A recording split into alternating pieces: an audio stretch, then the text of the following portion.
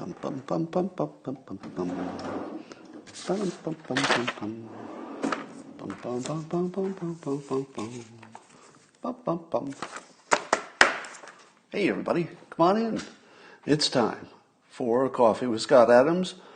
One of, if not the best, moments of your entire life. Sure, you're thinking to yourself, well, what about the birth of my first child? Well, that was cool too. I'm not going to minimize that. But it was no simultaneous sip, I think we can agree. And to enjoy the simultaneous sip, all you need is a cup or a mug or a glass, a tankard, chalice or stein, a canteen, jug or flask, a vessel of any kind, preferably with no hole in it. Fill it with your favorite beverage. I like coffee. And join me now for the unparalleled pleasure, the dopamine hit of the day, the thing that makes everything better. It's called the simultaneous sip, and it's coming up now. Go! Oh, wait, there's a problem. Usually it makes everything better. Oh, hold on. I have to do another sip. There's something that's not working. Damn it. It doesn't make everything better. George Conway is still a big pimple on the president's ass. I guess there's some things that even the simultaneous sip can't fix. Speaking of George Conway, he wrote a scathing article in the Washington Post. And if you saw the tweets about the article, you would know that if you're a Trump supporter, he just trashed you. He showed you with his sarcasm. That's right. The Democrats, by the way, once you see this, you can't unsee it. The Republicans, by and large, try to argue with data and reasons. Sometimes their data is incomplete. Sometimes their reasons are not perfect. But they're at least trying to use reasons, and they're trying really hard to use data, and they're trying to use science. It's just really hard because the science is changing, the data is always incomplete, and we're not really that good at using logic. If you talk about the whole world, we're not all good at it. But Democrats seem to have completely abandoned that fool's errand, because trying to be rational in the irrational world, it doesn't work as well as you would hope it would. But the Democrats have completely abandoned that model in favor of replacing it all with sarcasm. Once you see it, you can't unsee it. They literally use sarcasm as a substitute for reasons. And you'll see that all the time now that I mention it. And certainly that whole George Conway article was that. Included in his article, he's trying to dump on the president for being wrong or being silly or being crazy. And he spreads the fake news that the president suggested drinking disinfectant. Now, if you're going to spread the most obvious fake news as if it's true, you don't have any respect for the people reading your stuff. And I can see why he wouldn't. Oh, I want to call out one of President Trump's best persuasion plays. And I didn't see it live, but I heard about it. So give me a fact check on this. It is true that the president referred to the Green New Deal as a child's plan. That happened, right? So I want to call out that is really, really good framing. Because first of all, you've got Greta, who looks young, and looks younger than she is. So she's not quite a child anymore. She's probably pushing 18, not quite 18. But, she's approaching adulthood.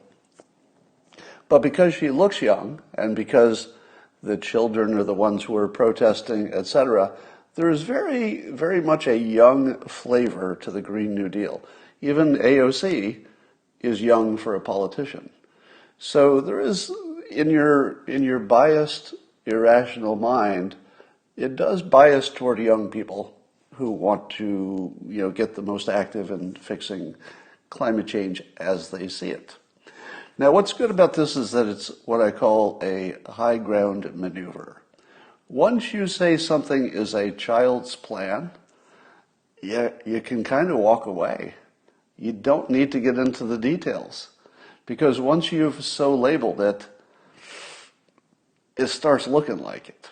Now, here's what a child's plan looked like, and I'll tell you from my own child's plan. When I was a kid, I was very angry at my father. I don't know how old I was, maybe 6. I was angry at my father that he would not help me build a functional airplane so that I could fly around my town. And I thought, how hard is it really to build an airplane? Come on. It's wood, it's nails. We got wood, we got nails. Plane needs an engine. Look, we got lawnmowers, they've got engines. How hard is it to put an engine on a little airplane that you build in the backyard? You've got lumber. You know how to measure things. You know what an airplane looks like.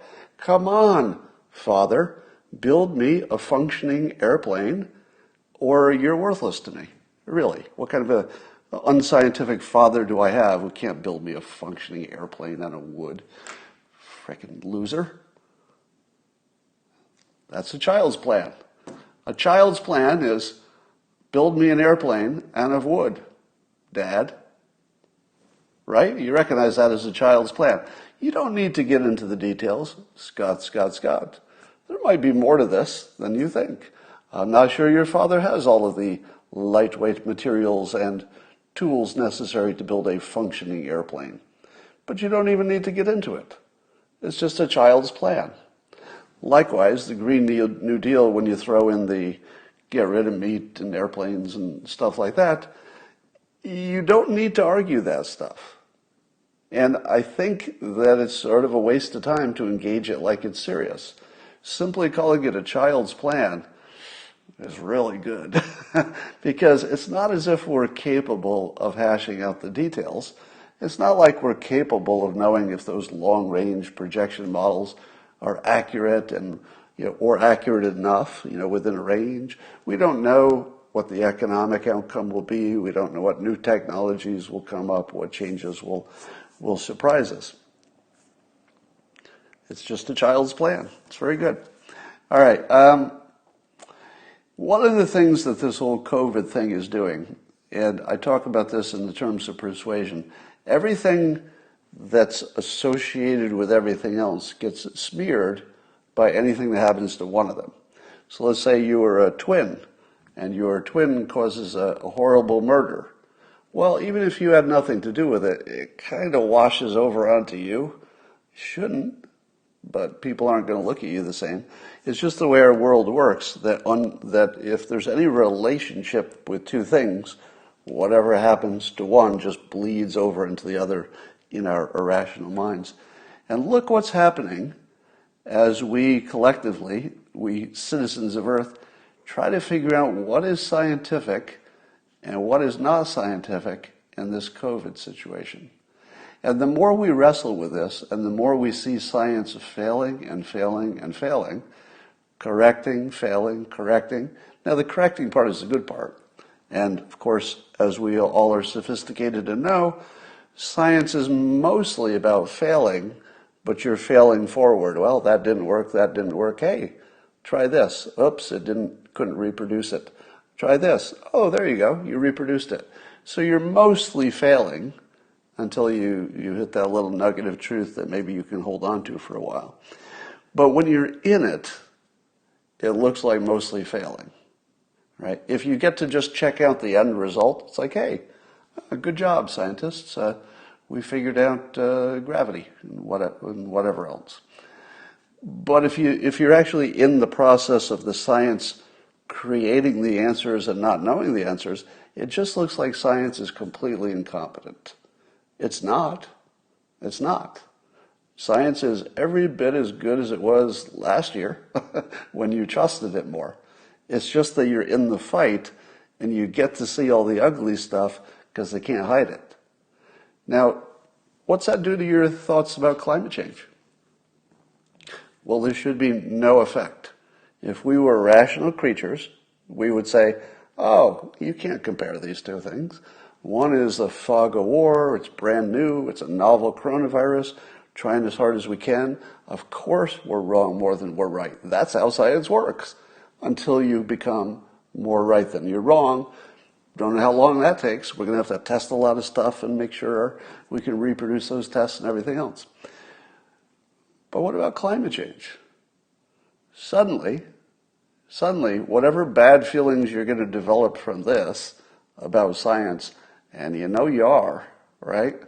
I don't care who you are. If you're watching this, it's hard to be just as confident about scientists as it was a year ago.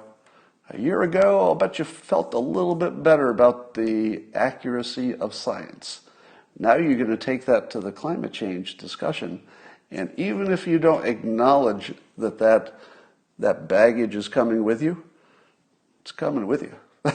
It's coming with you, and it's healthy. Because the problem with the climate argument is that there's a bit of an overclaim about what they can know about the future. Certainly about the economics of the future and how we'll adjust to higher temperatures, etc. I am on, in case anybody's new to this, I'm on the team that says temperatures are almost certainly going up and that humans are some part of that, but it doesn't mean it's the end of the world because we're really good at adapting. So that's my view. Anyway, here's a... Let me give you an anecdote from my past that will be useful in understanding the present. We are obsessed with trying to figure out which of our leaders are brilliant and which of them are idiots, right? It's sort of our main occupation. Oh, that Swedish prime minister or whatever they have, king. I don't know, what does Sweden have? Do they have a president, prime minister? I have no idea. That's how American I am. I'm so American, I don't even know the form of government of our allies. That's as American as you can get. Am I proud of it? Not necessarily. All right, here's my story. When I was working at Crocker Bank, a big bank that was bought by Wells Fargo later, but in San Francisco it was a real big bank, and my job was to study the performance of the individual branch managers on a variety of measures that senior management would provide. They'd say, you have to cross-sell this much and bring in these many deposits, etc. And then I was in charge of collecting all the data, putting it into some kind of summary reports, doing a little programming to make reports, and to tell management which managers did better. But apparently I'm the wrong person for that job, because that's not how it went. I went into the senior vice president, who was sort of the person I mostly reported to for this information, and I said, if I'm being honest, you're not really measuring what the managers, you're not really measuring the skill of the managers. Because if you give them a goal, and some exceed the goal, and some don't meet the goal, but the goal is different for each branch, right? So every branch had its own goal that was customized for their situation. I said, if you find out that somebody exceeded their goal and somebody did not, what have you actually measured? Have you measured the quality of the manager? I would say no. What you measured is the quality of the person who set the goal, right? Because whoever set that target, what if they were wrong? What if it was unrealistically high? What if it was unrealistically low? You haven't measured the quality of the management. All you've done is measured the quality of your measuring. And you didn't even really do that, right? On top of that, I said, you do realize that even the data, forget about the fact that measuring against these arbitrary goals that senior management made, forget about the fact that that's nonsense. Even the data is wrong. And I said to my boss, it's my job, I guarantee you that the data that's coming in is not reliable. And I gave reasons, this data is not reliable for this reason. I had to use an estimate, I had to make an assumption, whatever. And This is when the senior vice president looked at me and gave me one of the biggest red pills I've ever choked down. Are you ready for it? You can live this experience vicariously. This is one of the biggest red pills you will ever eat. Big corporation. I'm in charge of figuring out which branches are doing well and which are not. I tell my boss that my own data is worthless. Worthless. Completely worthless. And worse than worthless, probably harmful. Because it's so bad, you're going to be firing people who did a great job. I mean, that's as bad as data could be, right? And my senior vice president, who was one of these, I honestly think he was one of these enlightened people. He wasn't like a regular boss. There was something different about this guy. Bill Riley was his name. I hope he's still alive. He was a 6'8", bearded elf of a guy. And there was just something a little bit more aware about him. You could tell it. It wasn't just that he was smart. He was just seeing things a little more clearly. And when I told him that my data was completely worthless for the intended task of managing his managers, he looked at me and he gave me this red pill that I give to you. I don't care. I'm only going to use it when it agrees with what I was going to do anyway. How's that taste? He wasn't kidding. It's exactly what he did. When there was a manager that he felt, for his own reasons, was not doing the job, he'd check my numbers. If they coincidentally said that manager did not meet their numbers, he'd say, well, okay, good. Hey, you didn't meet your numbers. You're out of here. Not because of the numbers, because he was going to fire him anyway. And if he found somebody he thought was doing a good job, but their numbers were bad, he'd look at it and he'd say, damn, we better adjust your goals. It looks like we messed up. If you think that data is real, you're not quite out of the children's table. Data is almost always not real. I know. I was in charge of inventing unreal data. It was my professional job to make data that wasn't accurate, and we still used it for decisions. So if you don't understand that that's the normal way the world works, that's not the exception. It's not the exception, because when I changed to Pacific Bell, it was just more of the same. I had similar kinds of jobs. So, and of course, the Dilbert cartoon was born out of that experience, specifically the experience that the insanity that I experienced at one company wasn't limited to that company. The moment I changed jobs and I realized, my first thought was, I'm free. I'm getting away from that company that makes irrational decisions. Finally, I'm at the phone company now, and now it's all going to be, good, rational. No. Nope. That's how the Dilbert cartoon was born. All right, let's talk about some other things. You all know, let's talk about some doctors. If you were going to invent a fictional character who was going to appear at this point in history, maybe they existed, but they're going to appear on the scene as a hero, what would be a good fictional name to give somebody who is going to be really smart, but also really strong, and take the whole world on their shoulders? I might give them the name Dr. Scott Atlas. Sounds pretty smart and pretty strong, right? I mean, the Scott part tells you they're smart. The doctor part helps, but it's the Scott part that tells you they're smart. And then the Atlas part, literally based on a mythological creature who could hold the entire earth and heavens on its shoulder. What a great character name for this simulation. Oh, it turns out that that's the new White House medical advisor on the coronavirus. Now, my understanding is that he's pro going back to school and a little bit more pro, let's open things up. I don't know too much about him, so I'm going to look into it a little and get back to you. But speaking of doctors, one of your favorite doctors, Dr.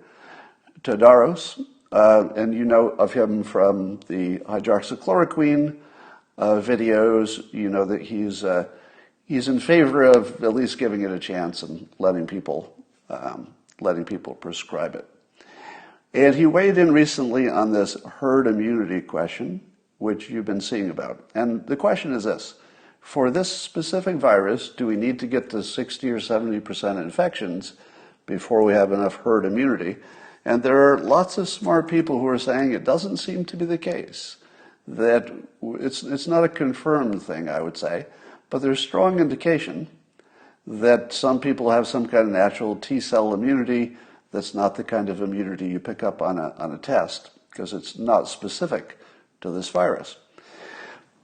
And that there may be so many people that have it that real herd immunity comes at lower than 20%. If real herd immunity comes at lower than 20% of people infected, how would we know that's true? What would that look like? Well, it would look a little like Sweden, because Sweden, I think, is under 20% infected, and they seem to have driven their infections down to nothing or nearly nothing. So that would be, but that's not a confirmation, right? That's just one piece of data that is compatible with the hypothesis, right? Being compatible with the hypothesis doesn't prove anything. That's why you have the high quality studies, because these things can be so misleading, can be confirmation bias, can easily be coincidence. But let's look at some other examples. How about the Diamond Princess cruise ship? You got a bunch of people on the cruise ship in the worst possible circumstances. So in the end, how many of the people on the cruise ship got the coronavirus? 19%. 19%. Now, that doesn't mean that they reached herd immunity. It doesn't mean that that proves that 20% or so is your limit.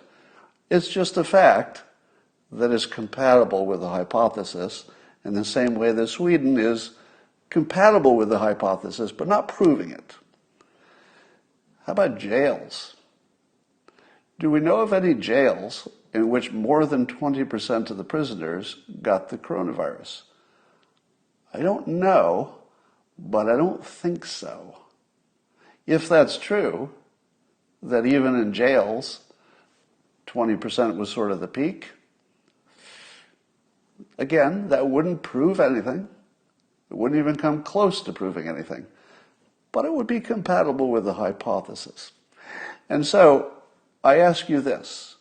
Can you give me a counterfactual? Can you find a group of people who were as, let's say, in the same place in an extended period of time with massive infections? I don't know what kind of group that would be. But they also never exceeded 20%. Now, it would have to be more than a family. A family doesn't count because you could imagine that they're so close that just everybody gets it. But, no, a family would be also, the family wouldn't tell you anything because every family is going to be a special case. It could be that none of them had those T cells because also they never got colds. Could be there's something genetic. Could be if they're African American, 4 times more likely to have problems. So you can't look at a family. So give me a group of non-family people.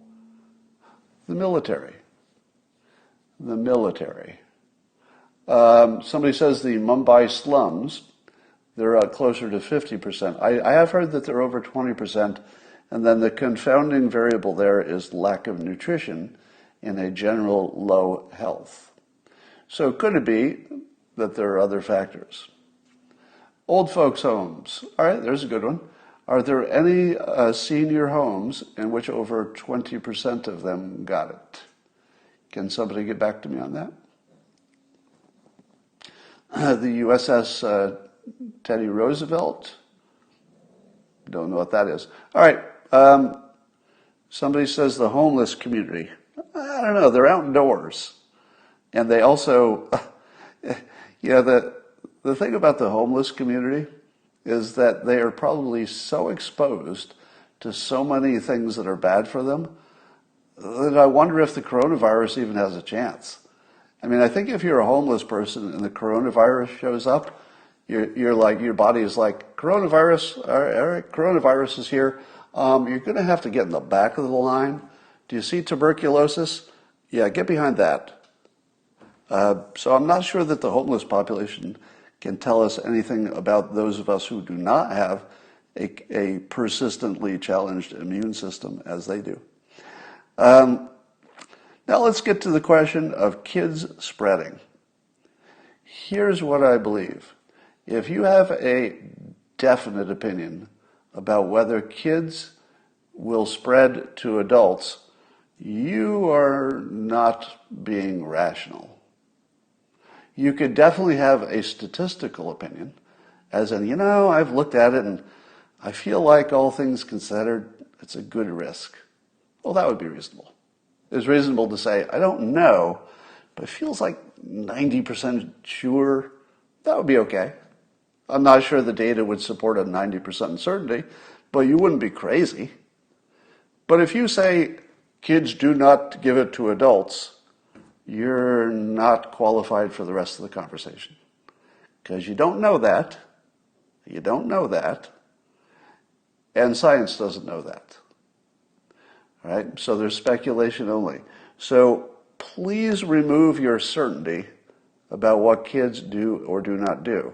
And if you're talking about this going back to school question, which, by the way, I'm in favor of, that we go back to school, don't tell me that you know that won't take the virus home to grandma. And let me give it to you in these terms. Would you all agree that there are tens of thousands of children infected in this country? That fact you can agree on, right? You can look it up. And would you agree that worldwide there are hundreds of thousands of children that are infected? Do we agree with that so far? The hundreds of thousands of children are infected. Secondly, do we agree, I think we do, that the number of them that are asymptomatic and will never have a problem is nearly all of them? It's not 100%, but it's close. Do we agree on that? Hundreds of thousands of kids have it, and almost never do they get sick. They do.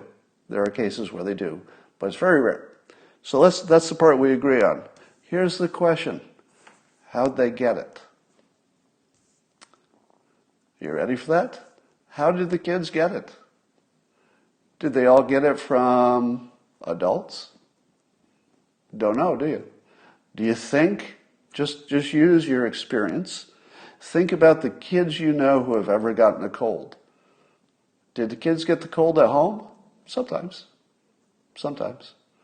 Did the kids get the cold from other kids? Pretty much every time. I mean, not every time, but I don't know if I would even put it more than 50%. But I think you all have the experience, if you've had kids in the house, that if something's going around at school, not talking about the coronavirus, but other things, that's a little bit more of an incubator than even at home. But at home you could get stuff too, of course. Here's my challenge to you. Figure out how kids got it. If kids only get it from parents, but kids can't give it to other kids, and kids can't give it to adults, I would be very, very surprised, wouldn't you? Do you think that's what it looks like? Do you think that all those kids got it from adults, but weirdly, they can't give it to adults? And weirdly, they can't give it to each other? You think? No. It's, to me, if I had to place a bet on this, I'd say that kids get it from other kids. They're mostly asymptomatic. And that the kids who probably have it because they're playing with their friends, when they're not in school, but they're not playing with as many of them. And they're more likely to be outdoors, I would think, especially since they're keeping away from the adults a little bit. So if you can answer me how the kids get it, I might be open to the argument that they're unlikely to give it to parents.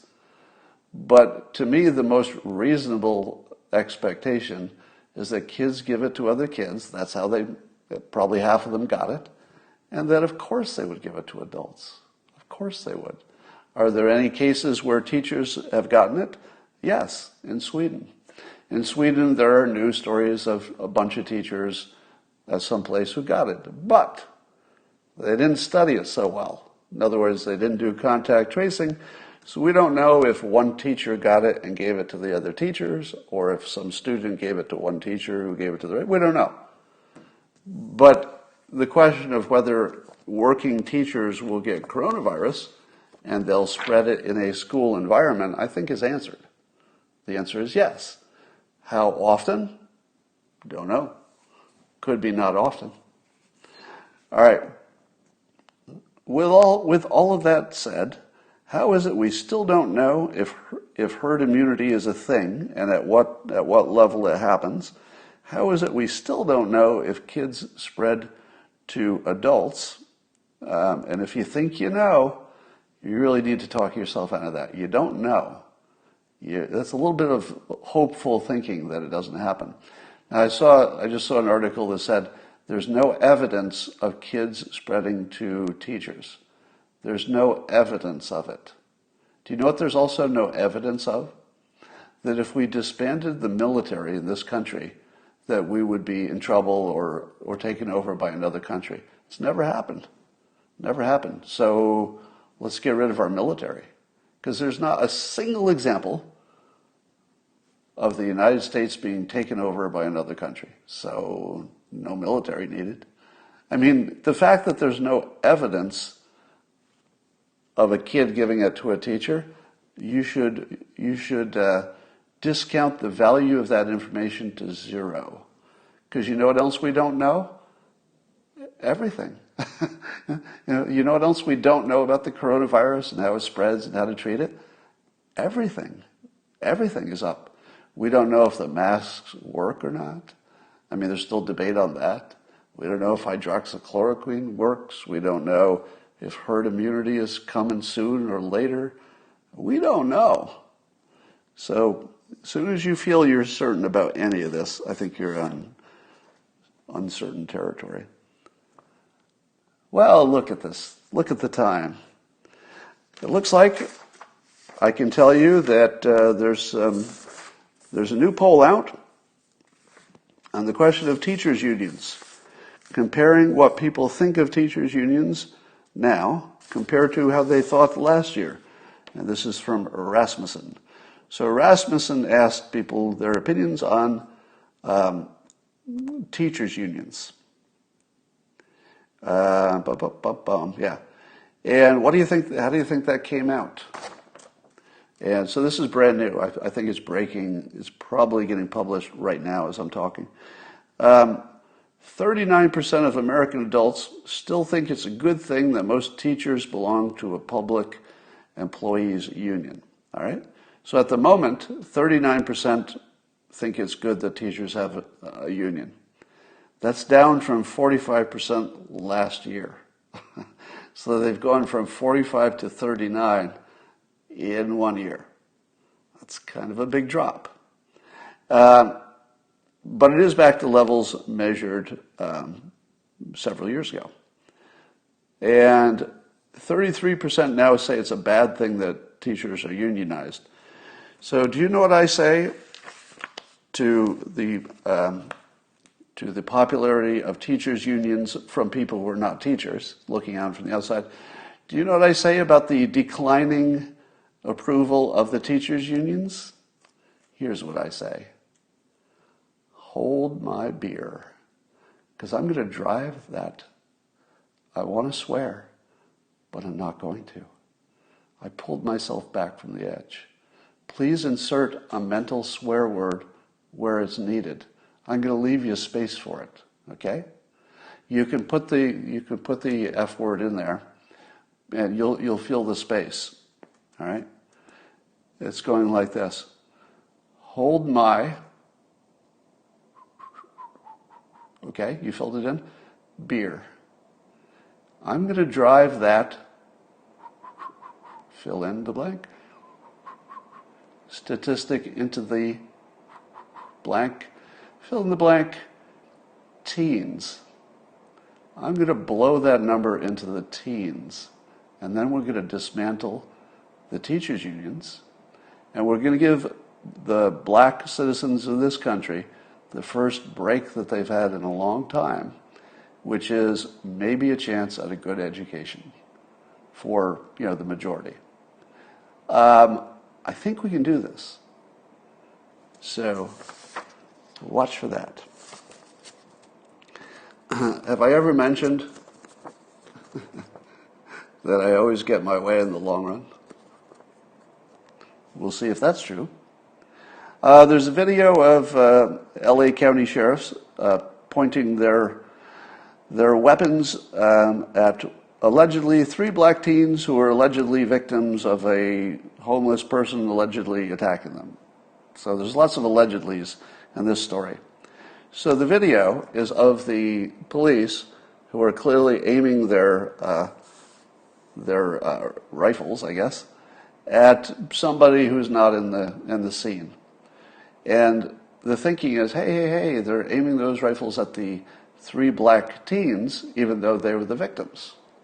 So how do you explain that? And all the spectators will yell, no, they're the victims. Don't aim your guns at them. If you think that you learned something from that story, you are so wrong. Video lies 100% of the time. Video can't tell the truth. It can't. Because video can't give you context. Video gives you what it gives you. It leaves out context. So does video lie? 100% of the time it lies. It's only a question of how much it's lying. So if you say, I saw the video, duh, it's true, well, you don't know how anything works. That's not how it works. If you saw the video, what you should say, yes, I saw the video, I was misled. That's what you should say. Yeah, I saw the video, so I know what didn't happen. What didn't happen is whatever you thought you saw with that video. So will it come out that there was a reason that they had to worry and a reason that they were pointing their weapons? Yes. Yes, it's going to come out that there was a reason that they pointed their weapons. Now, it may be that they didn't have all the information, because there's some suggestion that they didn't know what they were coming upon. So since it looked dangerous and they didn't know it was dangerous in what particular way, they just pointed their guns at everybody until they could sort it out. Now, they kept pointing their guns for what seemed like too long.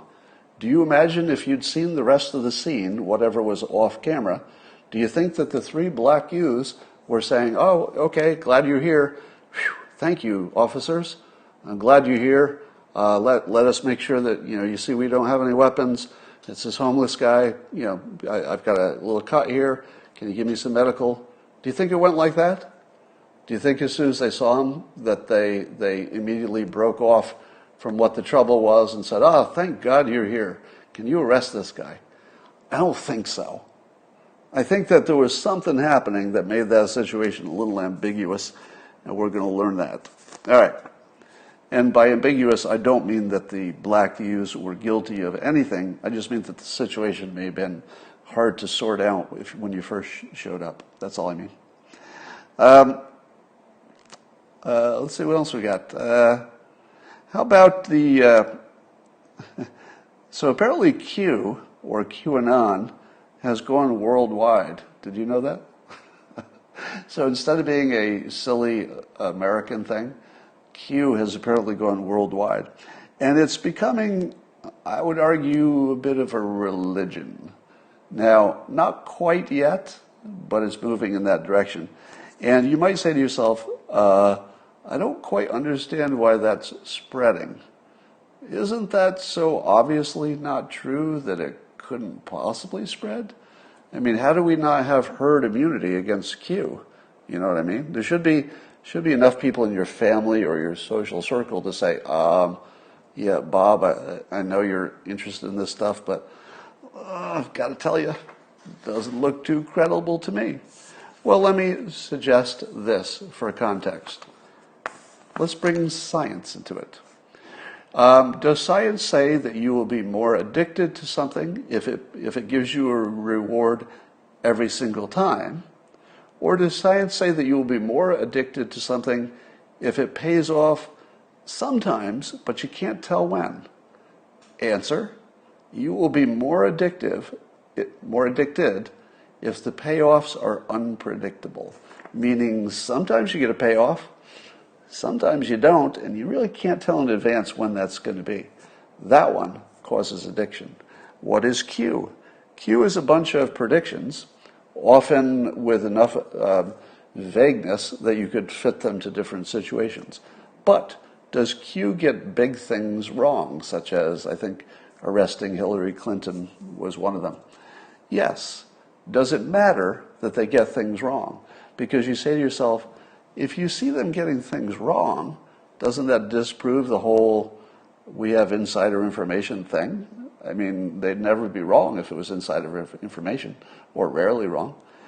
But that's not how the brain works. If you bought into Q and you see them get one thing right and three things wrong, will you be more attracted to it or less? You want to say less, don't you? You want to say, well, if it got 3 out of 4 things wrong, any reasonable person is going to walk away. Nope. Nope. Opposite. If it gets 1 out of 4 right, you make people addicted. It becomes a religion at 1 and 4. How often do your prayers get answered? 1 and 4? If you pray for a promotion, 1 in 4 times, if you wait long enough, you might get one. Was it the prayer? Well, that's for you to decide. But what I'm saying is that the nature of religion, which gives you unpredictable payoffs for your praying and your religiosity, and the rest of the time you say, well, you know, God is not an ATM. I mean, I don't just like put a prayer in and take money out. He works in mysterious ways. That's part of the process. If I got 1 in 4 prayers, I'm addicted. Likewise, Q. If he gets 1 in 4, you're addicted. The other thing that it has in common with religion, and again, I'm not going to, if this sounds like I'm mocking religion, then you're hearing it wrong. I'm just telling you that there are things which bind things to a movement, and they're fairly common and universal. And it works for religion, and it works for Q, which is not to say that either of them are false. It's just the way people think. So the vagueness of the predictions is very powerful, because when you have vague predictions, people do the work for you. And so let's say you had 4 predictions. One of them is clearly right, but could have been right by coincidence, could have been a good guess. And let's say 2 of them are a little bit ambiguous. Well, it's going to look like to a believer, it's going to look like 3 out of 4 were right. Because they're going to say this one is definitely right, and these other 2, well, if I didn't have this one that was right, maybe I wouldn't believe that those vague things are true. But since I got one right, I'm going to say these other 2 were close enough. The way they were worded allows for me to say that this thing that happened fits. And now suddenly you're 3 out of 4. 3 out of 4. So vagueness works in favor of belief because it lets you fill in the blanks. This is, by the way, a standard hypnosis trick. I use it all the time. I use it when I create my comic. The reason that Dilbert doesn't have a last name, company doesn't have a name, Dilbert's boss doesn't have a name, not a first name, not a last name. It's all intentional because it allows the reader to read into it and fill in those open spots, and it makes you more addicted to the property. Here's the other thing that religion and Q gets right. If you spend time working on something, you will be more addicted to it. It's just natural. Just the things you focus on become more important to you over time. The nature of Q is that they say do your own research. So you take the Q as your starting point, and then you go off and do a bunch of work. You invest your time. Once you've invested your time in something, you're done. All right? You've married yourself to the movement, because once you put time into it, you can't explain it to yourself except that you believe it. And that's part of what you do. So religion, like Q, asks the people who are believers to do their own work. Read this Bible, can be interpreted in many ways. go listen to how different religious people are interpreting it, find your own connections, figure it out yourself. And I think there's something nerdily delicious about trying to unwind these mysteries, be they religious or be they Q. So I think the operative things are that you get unpredictable rewards, there's vagueness, and that last thing. All right. So there's a reason that Q is growing. It's not an accident. All right. Let me ask you this. Remember 2016? I think you remember it. And the take on Trump was that he was a mentally unstable Russian agent who will destroy the economy and lead us to nuclear war. All right? So you remember 2016, those were the things. Mentally unstable Russian agent, destroy the economy, lead us to nuclear war. Oh, and racist, of course. Racist in there. So that was 2016.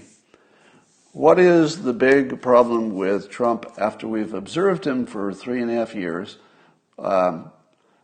Here's the big complaint about him lately. We can't tell if he's joking about Mount Rushmore. So, since we can't tell if he's joking about Mount Rushmore, and by the way, that's the biggest problem at the moment, we'd better nominate a cadaver to run against him. That's actually happening. I mean, Joe Biden isn't quite a cadaver, but I don't think I'm getting too far ahead of myself.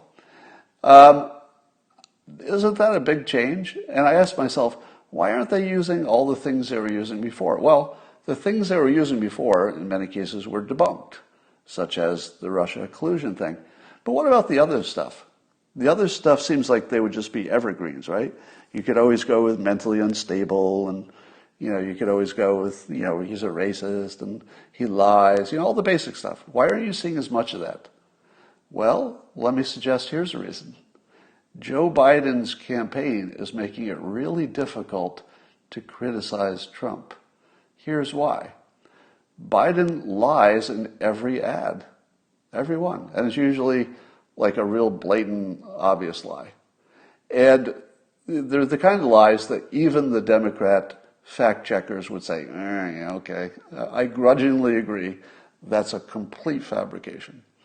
So how do you run against the guy who your biggest complaint is that he's a liar when every one of your campaign ads and a lot of stuff you say in public are clearly, demonstrably obvious, easy to Google lies? It kind of takes that away from you a little bit because, it would come right back. How about the idea that President Trump is mentally unstable? Well, if you had any other candidate running against Trump, you'd probably trot that one out and say, look at my completely reasonable, completely mentally healthy candidate. Compare that to Trump. Look at what he's saying about Mount Rushmore. That's crazy, right? You'd hear that if you had a candidate who was demonstrably and, inarguably mentally healthy. Biden's not.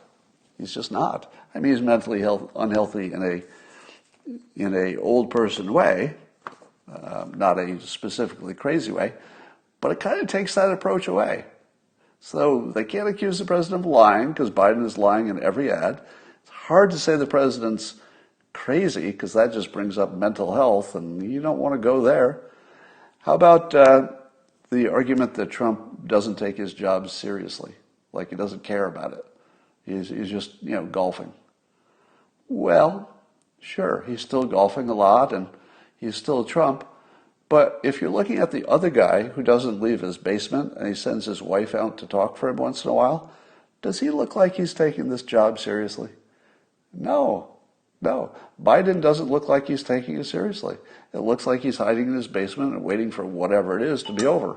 It just feels like he's waiting it out. How about the charge that Trump would be a puppet for some other power, let's say Russia? Well, that's a little difficult because Biden is literally a puppet for another power, which is, whoever's controlling him on the Democrat side, and he's pro-China. So the whole puppet of a foreign power thing doesn't really work when the person you're running against, Trump, is literally a hollowed out puppet? How does that work? So that's not a good attack anymore. Used to be. And then I'm going to quote Trey Gowdy, who, I don't know if he made this up, but it's just a perfect term. He said that Biden keeps committing or saying a bunch of, quote, racially curious comments. Racially curious. Now, isn't that just the dog whistle? What's the difference between, it's a racist dog whistle versus racially incurious or racially curious statements? They kind of sound the same, don't they? So Biden, by his own inability and terrible campaign, has removed from the attack list lying because he lies, acting mentally unwell because he acts that way, not taking his job seriously, he doesn't leave the basement much, a puppet for other powers. He's even running as a puppet. I mean, the man is saying, I'm not even going to make it 4 years barely. Don't count on me for that second term. I'd better bring in a whole cabinet to support me. Look at my vice president. He's running as a puppet. And then, of course, he says racially curious thing, which partly takes that off the table as well. So I think the candidate himself is just absolutely torpedoing the campaign, and the campaign is torpedoing itself, I guess. Here's a question for you. Russia apparently is claiming that it has the first vaccine, but of course it has not gone through the longer, more rigorous trials that you would do if you really, really wanted to be careful. And apparently it's already been given to Putin's daughter or daughters. And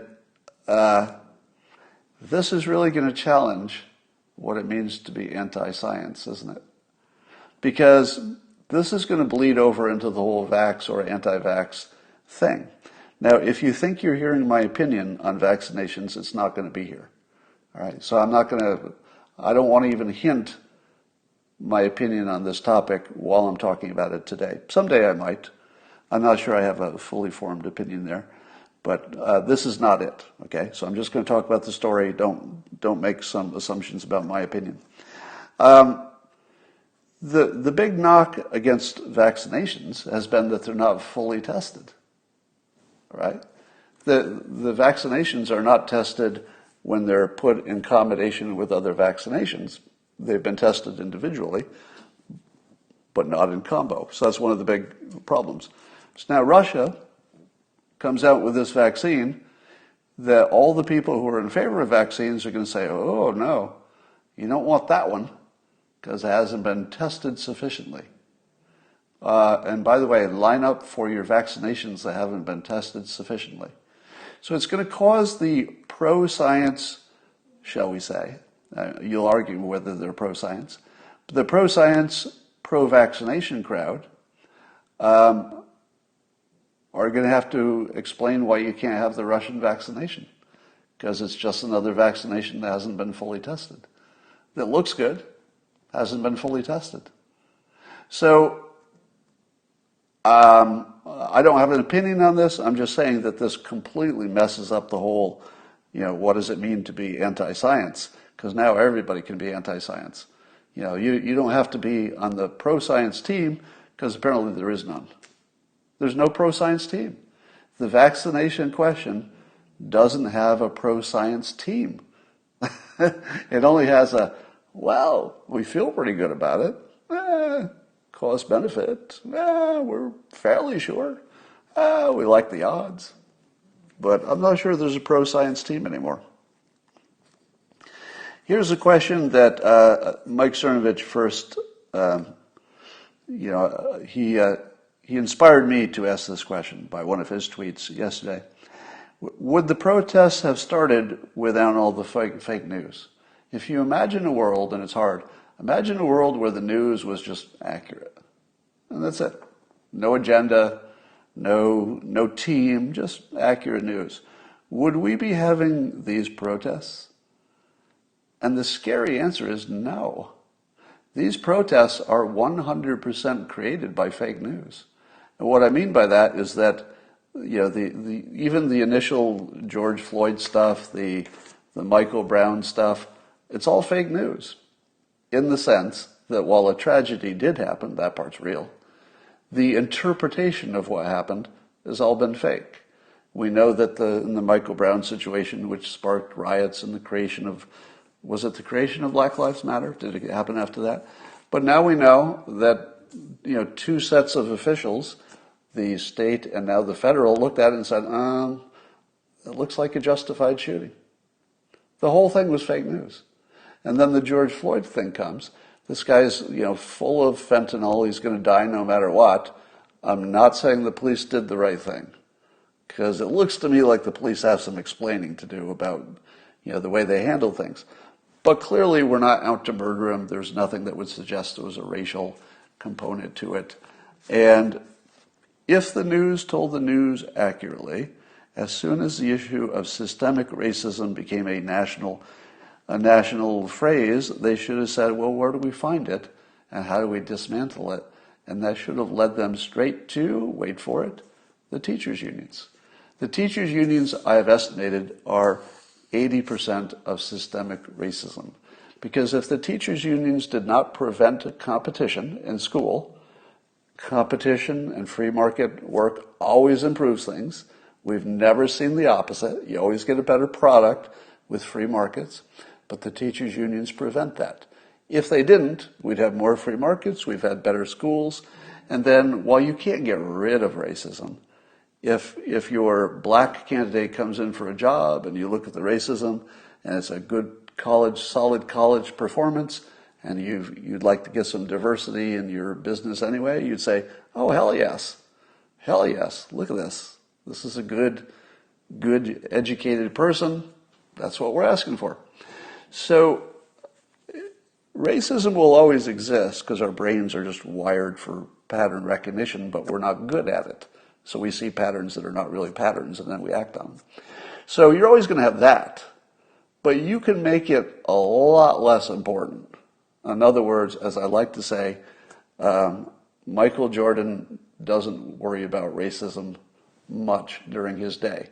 He might worry about it for other people's benefit, and I guess he does. But I doubt he thinks about it in his personal experience today. Maybe in his past, but not today. And the point is, you can't all be Michael Jordan, but if you're financially successful and you're doing well, racism isn't going to hurt as much. So you could take away 80% of the pain of systemic racism by getting rid of the teachers' unions. And I'm going to drive their popularity into the teens if it's the last thing I do. So yeah, it is literally true, in my opinion, that the fake news is causing all of these protests. And now the fake news is trying to stop it because they realize that they've created a monster that will get Trump reelected. And it will. Let's be honest. The protests will get Trump reelected. If that doesn't happen, I'm going to have real questions about the accuracy of those polls or the accuracy of the vote. If it's, at this point, it's kind of a layup for the president. I don't even know if the challenge is still in it because the public is really done. The public is done with lawlessness. And there's only one candidate promising an end to it with a specific solution. I've got the National Guard. They're waiting. Now, what's the other thing that everybody said about this president a month ago, but they stopped saying? He's a dictator, right? Would your dictator have already sent troops into Chicago? Yeah, of course he would. Would your dictator have already sent troops into Portland to calm that situation down? Yeah, probably on day 2. It wouldn't be day 55. Any dictator would have taken care of that stuff right away. But he's not. And it's so obvious that he's not because of this very thing, that he just won't send the troops until they're requested. I think that argument is gone too. So there's not much left. All right. So let's see if I covered everything, and, well, it looks like I did. It looks like I did. Enjoy your last months of relevancy, cartoon boy, says this guy in all caps. I hate to block the all caps shouting trolls, but they will be missed.